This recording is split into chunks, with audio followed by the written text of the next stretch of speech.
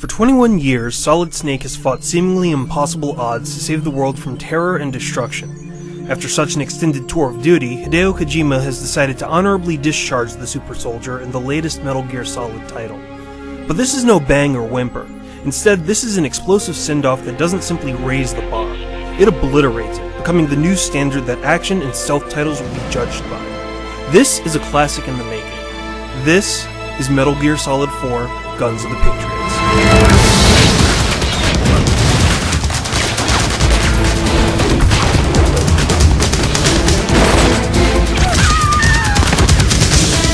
Set 6 years in the future, Metal Gear Solid 4 tells the tale of an extremely bleak world. War and conflict are no longer a sporadic occurrence with hotspots around the globe. Instead, the entire planet has been engulfed in constant battle. No longer are there any excuses to wage war. It has become its own self-sustaining industry, supplanting the global economy with the contracts of private military corporations, or PMCs. It's into this chaotic world that Solid Snake has been called out of retirement for one final mission by Colonel Campbell.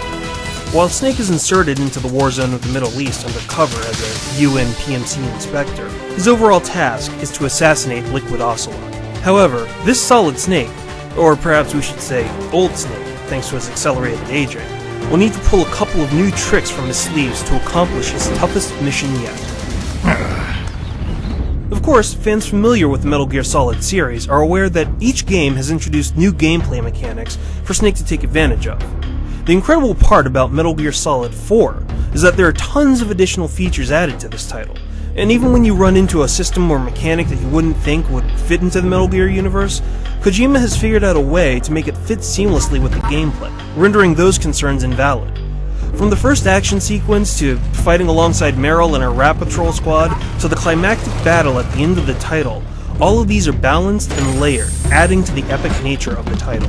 Take, for example, the new twist to Snake's classic on-site procurement orders. In previous games, Snake would have to find his weapons scattered around installations he was infiltrating. Unfortunately, that doesn't apply in this new world, as each soldier's nanomachines restrict weapons to their ID-coded owners. As a result, Snake will need to rely upon Drebin, a gun launderer, who will remove these restrictions on acquired firearms, as well as sell new weapons, aftermarket accessories, and ammunition.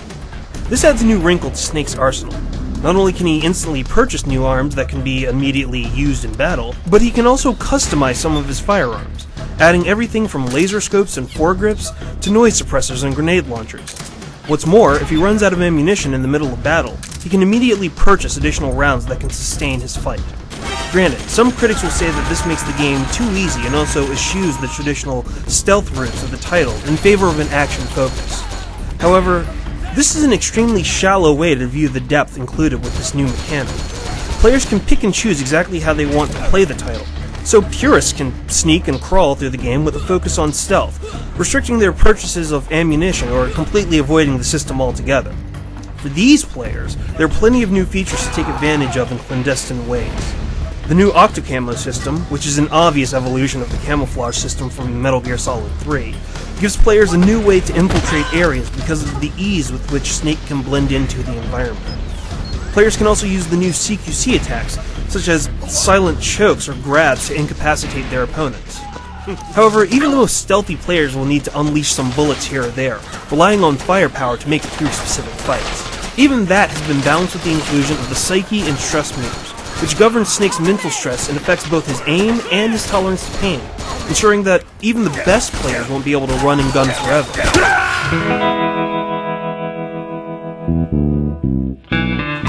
What's more immediately striking about MGS4 are its visuals. It's easily one of the best looking titles to date in gaming history, squeezing every pixel possible out of the PS3 and rendering it beautifully.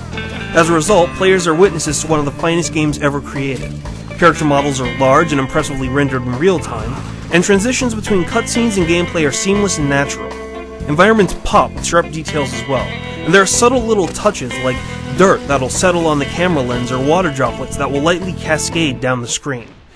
While only a few textures are flat here and there, and the game will feature some light frame rate drops during gigantic explosions, they're generally overwhelmed by the level of detail shown within the game and the cinematic scope of the title itself, which highlights what a masterpiece this game is.